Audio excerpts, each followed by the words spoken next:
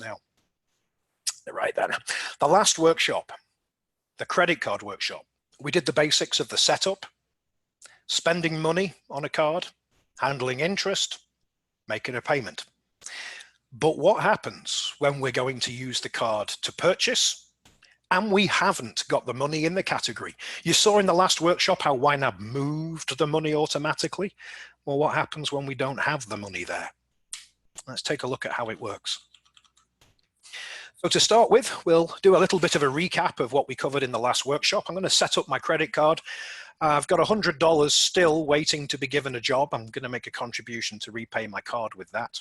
Let's get the card set up. We add it with the balance today.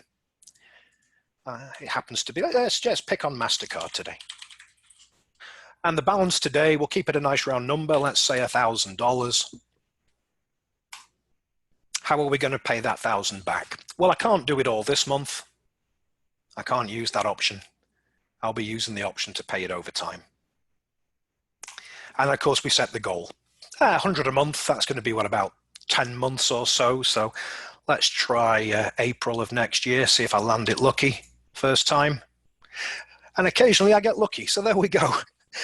Obviously, we could adjust that a little bit if we needed to, but if you happen to guess it first time, you're doing okay like I did there. So there's the plan to repay it by April next year, and it will take 100 a month to do that.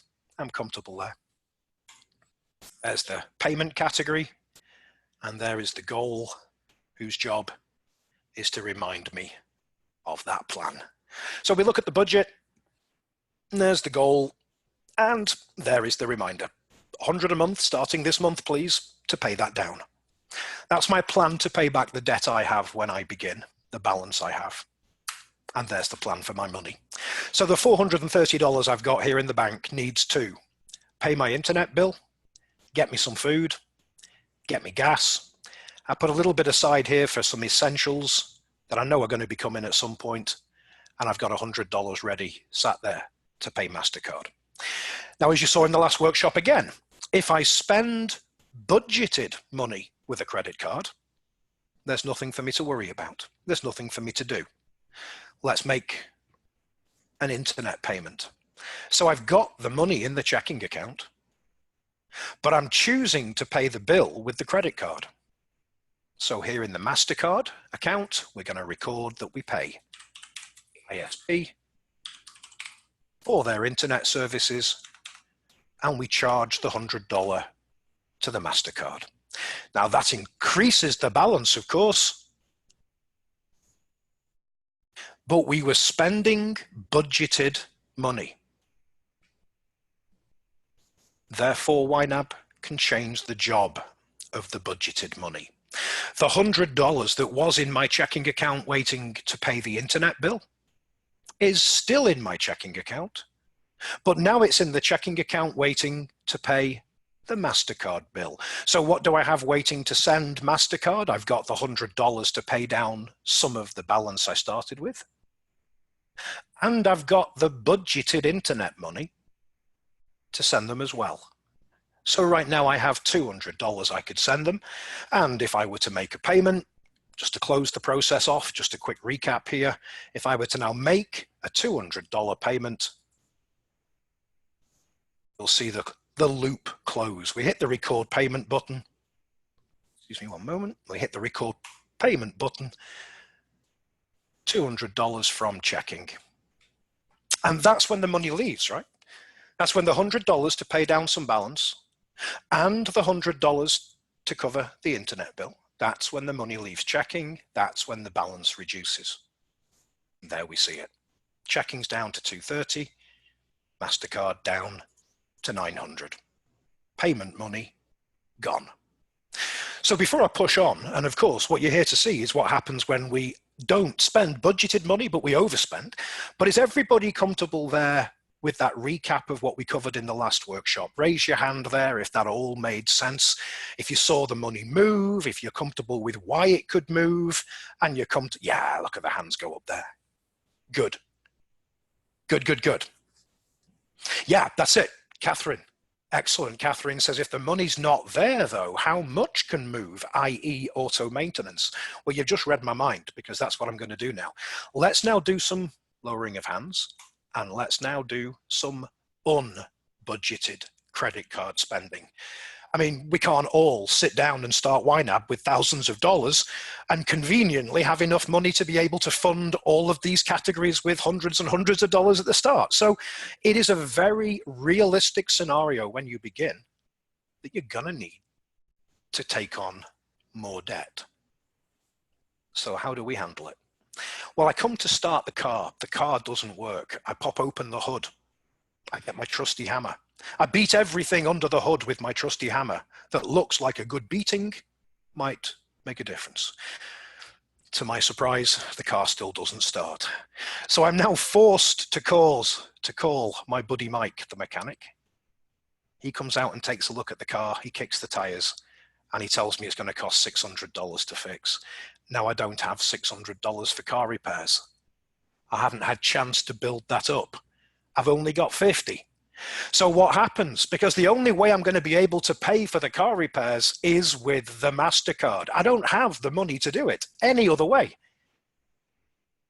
So we're going to record the spending, paying Mike in exactly the same way. This time the payee is Mike the mechanic.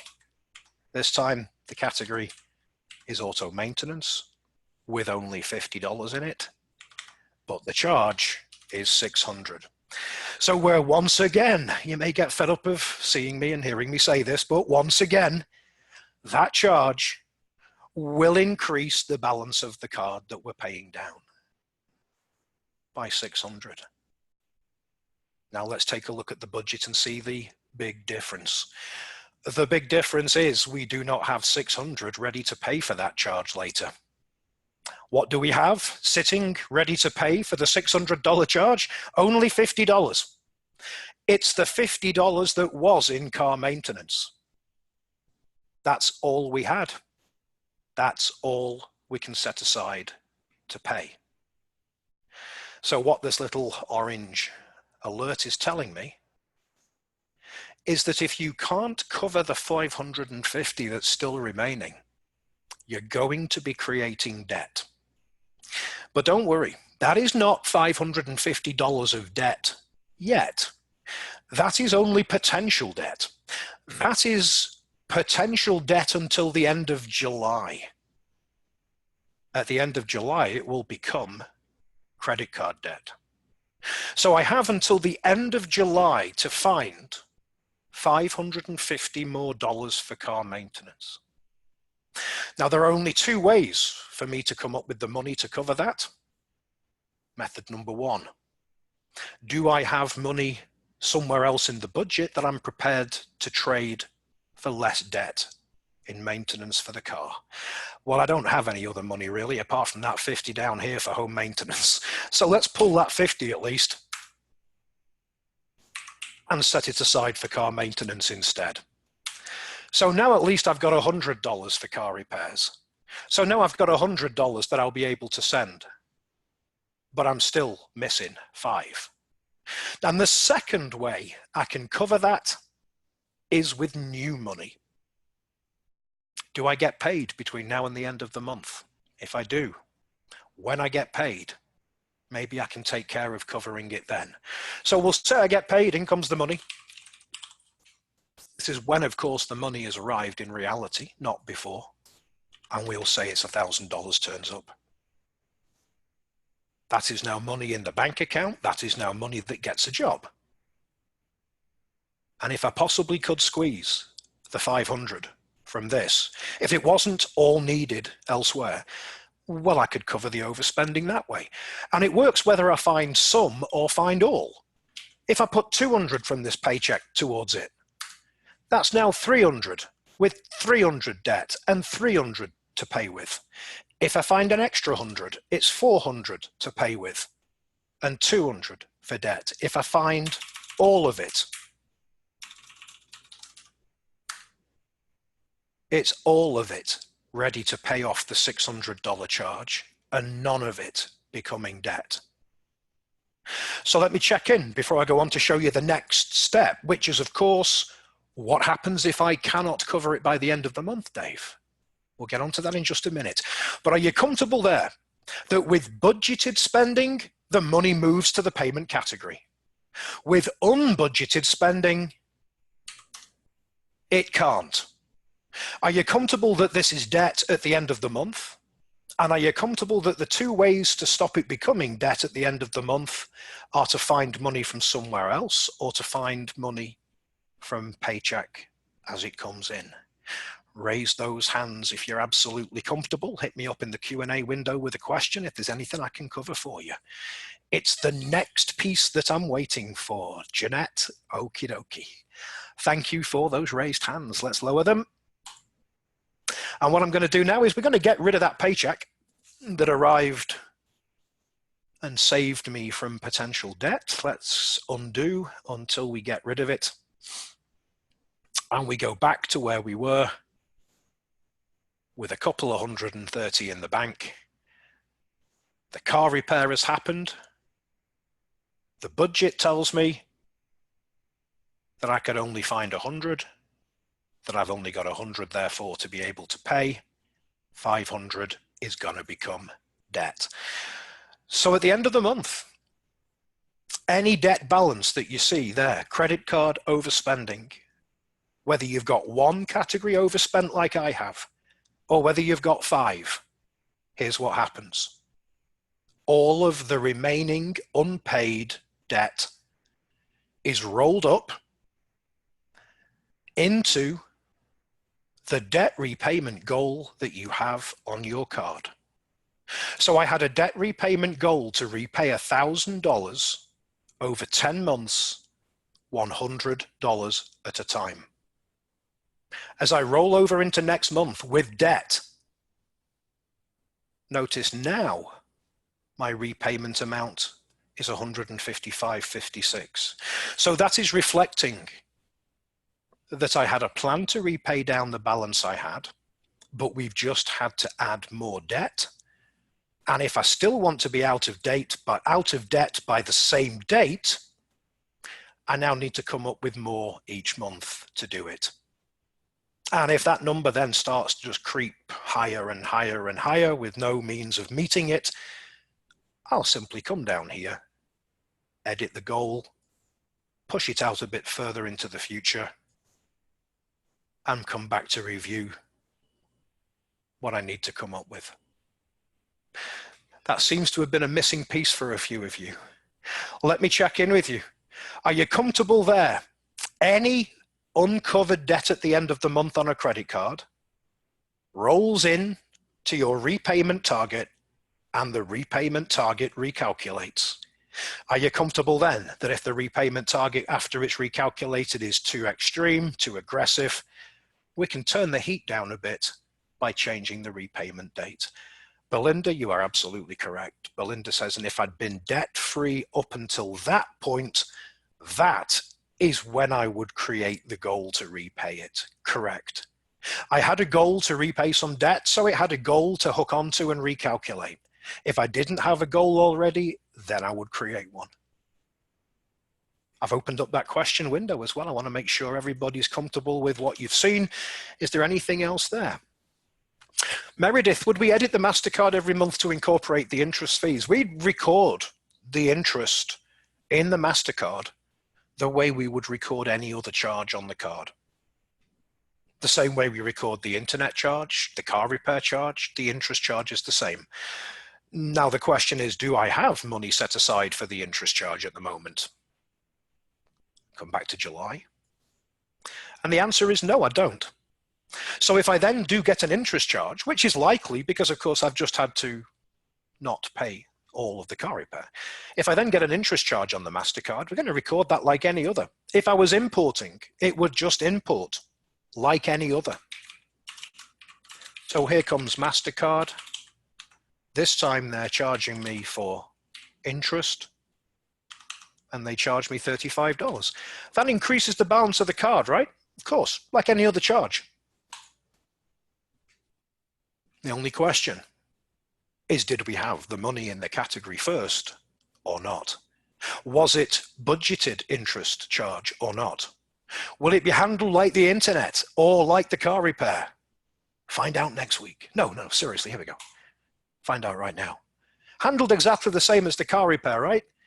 We've just had a charge that didn't have money waiting for it. We had a charge that didn't have money waiting for it. So now we've got overspending on the interest category. What do we see? Exactly the same point. You've got till the end of the month to stop it becoming debt. And if I could find $35 from somewhere before the end of the month, I could stop it becoming debt. Maybe I find a delicious tray of lasagna in my freezer. I'm able to reduce my grocery shopping, and I'm able now instead to cover the interest charge. Watch what happens to the set aside payment money. Well, now we've got money to pay the interest charge. But if we couldn't find that money, it's debt. What happens at the end of the month? This and this will be rolled in to what I owe these people. On August, we look at the goal. The goal has increased again because now we've got original starting balance to pay down, we've got car repair to pay down, and we've got an unbudgeted interest charge to pay down. Lisa Marie says, I love the single point of control for debt. Yeah, it reflects reality, doesn't it? Mike has been paid. The mechanic has been paid. It's just that we didn't pay MasterCard back until we could find the money. And if we can't find the money, we owe MasterCard still until we can find the money. And if you have multiple categories that are going overspent like they were here, that all becomes debt to one place, MasterCard. In reality, this is not money I owe Mike the mechanic. This is not money. This is all money I owe MasterCard now. So whether it's one category, two categories, three categories, it will always roll over and recalculate for you. And that is the single point of control you're referring to, right? That's where I can get more aggressive. That's where I can get less aggressive. Excellent. Meredith, did that take care of how we're handling interest there for you? We hopefully budget for it to stop it becoming potential debt. But if we can't, it's debt.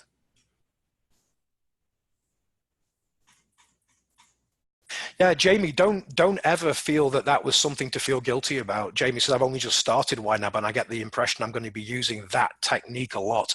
Yeah, don't feel bad about that, Jamie. Me too. We don't all start YNAB with thousands of dollars. Some people do. We don't all start YNAB with thousands of dollars. So what does that mean when I had to let that become debt, that 500? Well, first of all, I'm going to celebrate that only 500 of it became debt, not 600.